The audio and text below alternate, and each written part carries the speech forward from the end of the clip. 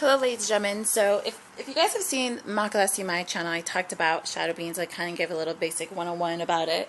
It's about like a 9-minute lecture.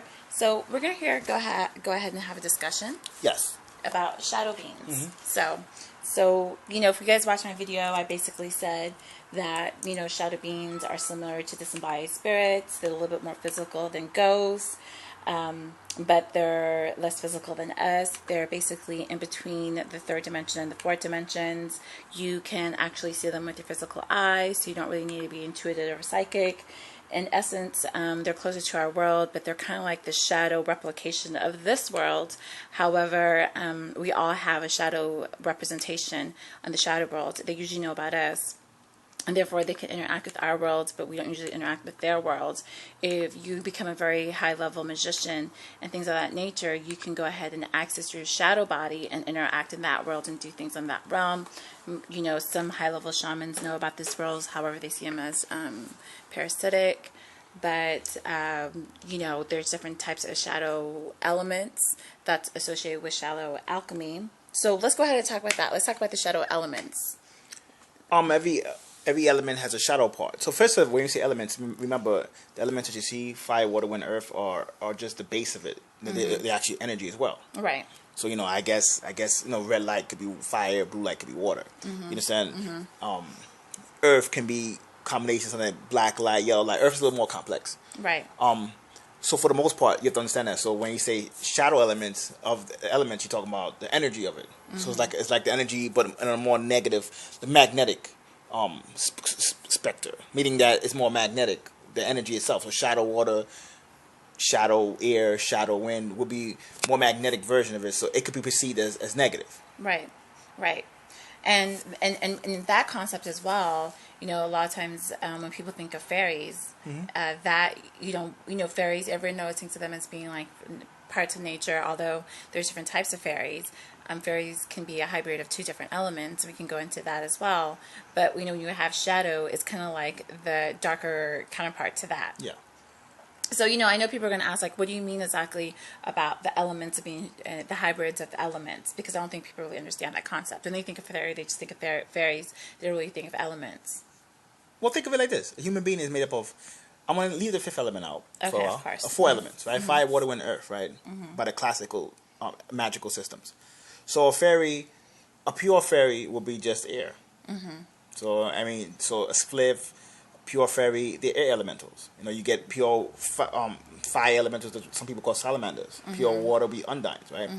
I don't think a lot of people know that, actually. I think a lot of times when people think of it, they think of it as a hybrid. Like, I don't think a lot of people know what spliffs and salamanders and, Well, that's undines are. That's the whole world. Like, when people think fairies, they're actually thinking of a hybrid fairy that's probably mixed with fairy and more like an earth elemental, so they're more solid than the fairies in the sky. Right. So so basically like the Tinkerbell, just so people have a clear view. Yeah. Like the Tinkerbell from like Peter Pan, like the humanoid looking fairy with the wings in it, the wings being a representation of the air, and then the human being kind of connected with maybe like a earth elemental. Right. Yeah. And so then you have that fairy that people think about, or even for me, it's more familiar, just from my perspective, the fairies in Ireland where they were kidnapped babies, like in stories, they'll kidnap babies, or people will go to the fairy kingdom. Why do they do that? I mean, that's a whole other story. Okay, the fairies. I guess we should do a video about fairies. But they will say stuff like they kidnap babies or stuff like that, or people go into their realm, or they give you like fake babies, and or people like go into their realm and never come back, right? Or come back much later on. That's because their realm is in between the spirit realm and the physical realm. So it's the same way with what we call the shadow beings. It's in between it. There's many realms in between it. So it's like, think of it like another realm is like when people say the fourth dimension, fifth dimension, right? So in the third dimension, so you got dimensions within the third dimension, like 3.1, 3.2, even 3.11. It can go on and on. 3.1111, stuff like that. So when you look at it from that, it's not quite in the fourth or fifth dimension yet. So somebody just counts in third and fourth. It's a gray area. Like most people go from like absolute third, absolute not like that fourth. at all. Not like that there's at all. There's different frequencies in between. No question. So when you think of them shadow beings, you have to look at it as, we're not talking about fourth dimensions, but we're talking like in between the third and the fourth. No question. And there's different variations on that. No question. So that's what it'll be. And then so when you look at it from that perspective, they have a whole realm. They actually have a few dimensions that they occupy. Right. They have a big kingdom, obviously. It's many realms. I guess you could look at it as in the lower part of the lower shadow realms is more closer to us, so they have like, you know, their own version of New York, their own version of LA, their own version of Paris, whatever, their own version of Johannesburg. It's like a shadow. It's like straight up like a shadow of us. And they have their own culture. They have their own different types of shadow beings. They got shadow beings that's more related to the wind, like the negative wind. Shadow beings that's more related to negative earth. So I know people are going to ask, does this mean that shadow beings are all negative, since they're all like, you know, it seems like darker representation of us, like the shadow of our light?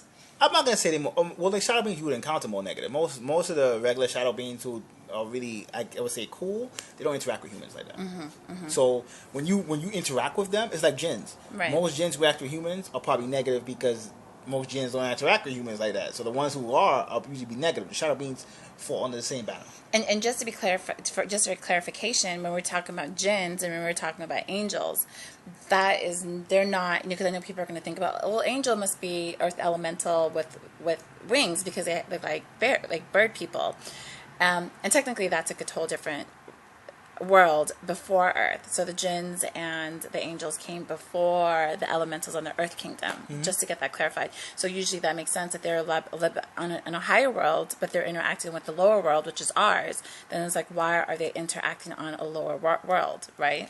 Yeah. Well, I mean, you gotta look at, like, we're all connected. So this is the world that a lot of higher beings actually start here, and they move on. So a lot of times, a lot of people would interact with this world because this is the being that some baby angels come down here to interact. You know, I mean, you see avatars. Right. What's an avatar? An avatar is somebody who is kind of like wants to do a special job, and they got to come down here to do it, and then they become an angel. Right. This is like the work experience. Yeah, you know what I mean. So so a lot of beings are gonna come. The job force. So a lot of people are gonna come down here. You know what I mean? Right. Shadow beings are one of those things that, you know, they're more dense than ghosts. So, you know, in a lot of ways, you might be able to see them with your physical eyes on certain angles. Right, exactly. You know, and a lot of people everybody has a shadow body. Some magicians are able to, I guess, use their shadow body more than others. Right. Just like how some people could use the astral body and they could project. Exactly. And then some people can't even remember it. Most people can't even remember their dreams. Yeah. And then you got some people got whole lives in the astral plane. They go to sleep and they got their own. They got another maid. They got another job. They, you know, like another house. It's the same thing with the astral plane. The astral plane, you can have like your whole your waking life, your physical life here, and your sleeping life in the astral plane. And then, you know, then there's the shadow plane. So, you know, like we've always said, like, we're very multidimensional. So eventually we're gonna have to wake up to see, like, we have a lot of representations of ourselves. If you know how to tap into it, it's all there. And they can definitely interact. But then, okay, let's talk about like people whose shadows get stuck in a dimension, or vice versa. You know, how would you explain that happening to someone?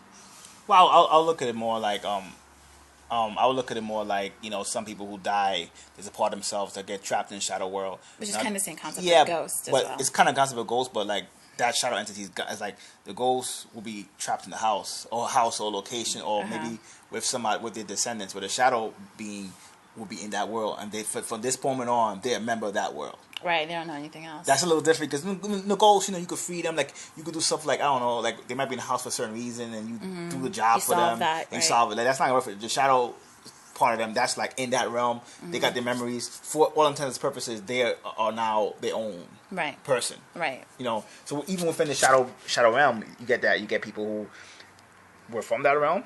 Like, you have some beings who are in that realm. They're from that realm totally. Then you have beings who used to be in this realm. And it's gonna be interesting because, like, as like, you know, a lot of times, you know, a while back, I've obviously had my shadow experiences as well. But when you talk about people about the shadow world back in the days, no one knew exactly what it was, and it seems like as time's going on, because the quarantine's getting lifted, it's becoming more common.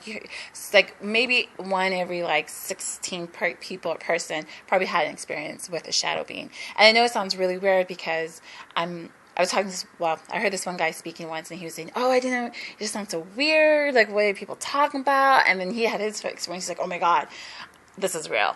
Like, what the heck's going on?" And it's like, it sounds weird if you haven't had that experience, but when you actually have a full-on contact, because I know people will say, "Oh, I seen a shadow person on my peripheral vision," which is kind of like your side vision, or "I thought I saw a shadow," or "I went to sleep and saw shadow beings." But actually to have a physical interaction where they're like either interacting with you is like mind-boggling. Mm-hmm. You know what I mean? And then let's talk about that. Like, shadow beings that come in your sleep. Like, is like, would you like? Young people are gonna ask that. What are shadow beings that come in your sleep or your peripheral vision? There's still shadow beings. It's just that people are so messed up. Like there was an old Native American story where they said when the Native Americans first saw the Europeans coming, sometimes nobody can see the boat. Like when they saw the boat and nobody could see it, then the shaman themselves had to look, and it would take them a while. Then they looked and they said, "Oh shoot, there's somebody in the water coming." Now I don't even know if that story is true, but it was more symbolic of the fact that you don't see what you don't understand. Right, sometimes. That's true. That's so true. Sometimes something like your mind needs to know how to decode it. Sometimes something can be right in your face, and we don't. The world behind the mirrors. There's so many different realms to it. We don't understand different. That's very true. I mean that is. They can be in true. your face because I know for sure most shadow beings they come in and go here like nothing. I know, and it's kind of weird because just like isn't that concept? Like you wonder like how many people in the streets are really like real people. Well, you would see them more. You would see them more at nighttime, like at when the shadow hours, which hour, like 3 to 4, or even depending on the day. That's true. Or sometimes it like right when it gets dark. Yeah, you would see them more then. Yeah. You know what I mean? So it was like because when it's darker like that, when at certain times the walls between dimensions are thinner. A lot you thinner. See them. Yeah. So then people can be like, "What's happening with this 3 a.m. thing concept?" Everyone's talking about that. It just the hour where the walls are as thin as it's ever been because it's like energy shifting back into the daytime. Right. So under shift, the walls have to get thinner for a little bit. Right. That's true. You know what I mean? So it's. I mean, we had shadow beings coming here. I mean, there's some powerful shadow beings who come in the physical. Right. And they've actually had sex with humans and human females and get them pregnant. You mentioned that, right? Right. They get them pregnant and stuff like that. Like you'd be like, oh shoot. I know, and then there's like a lot of people who have like ancestries that are connected to the shadow world, and even though they may not even know about it, like they do have it, So it's interesting. Like sometimes you can have like psychic awareness of the shadow world. That's a lot more intuitive on that realm than in this realm. You can sense them easier than you can sense humans, in essence. It's fascinating. I think the shadow beings are just like a lot of other people. There are many life forms in the world behind the veil that people haven't seen. I think shadow beings are really pretty interesting because I think from my perspective, there's a lot more of them around than a lot of other types of spirits. I'm not gonna say more than ghosts or human spirits. That might be ridiculous. But other than human spirits and ghosts, only for the fact that so many ghosts and human spirits are even with the ants. Like you have descendants. Right. Most people have like at least 2-3 ancestors walking around with them all the times. Right. Where you might only have one, your own shadow being walking with you. So I'm not gonna, and there's a lot of houses have their own spirits. But other than ghosts. I mean, I think the shadow beings are more relevant than a lot of aliens, to be honest. They're very heavy, and I don't know, you expect them, after quarantine's over, for people to start seeing more of them, right? Right. Yeah. Would you say? Yeah, well, it just seems like right now people are starting to sense them a little bit more, and then now the dimensions are thinner, it would only make logical sense that we would go through 3.1, 3.2, 3.3 before we go to full-on 4. But then it's interesting, too, because a lot of times when people don't understand something, they either say, 1, it's a demon, or 2, it's an alien. But, there's just as much as there's all different types of looking people here, we have all different types of animals here. You got to realize that we're a full reflection of other worlds as well. So then there's got to be other deities or interdimensional beings that have different expressions as well. So I agree. We kind of have to broaden our perspective when it comes to things like that. I agree. So.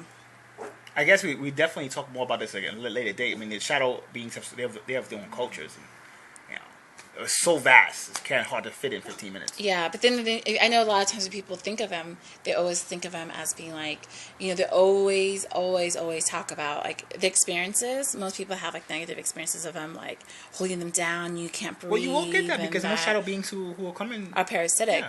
But then what I was saying is like they're all not shadow beings that do it. Like there's different types of like entities that does that as well. But a lot of times because we just associate with shadow, and because like you said, maybe our mind can't really perceive it for what it is because we just don't know what it is. We can't even see it, so we just see shadow. So it comes in all different shapes and forms, and then that's another reason why it's really good to like keep yourself protected and do whatever rituals or prayers that you want. As the walls get thinner. I agree. And so till next time. Peace.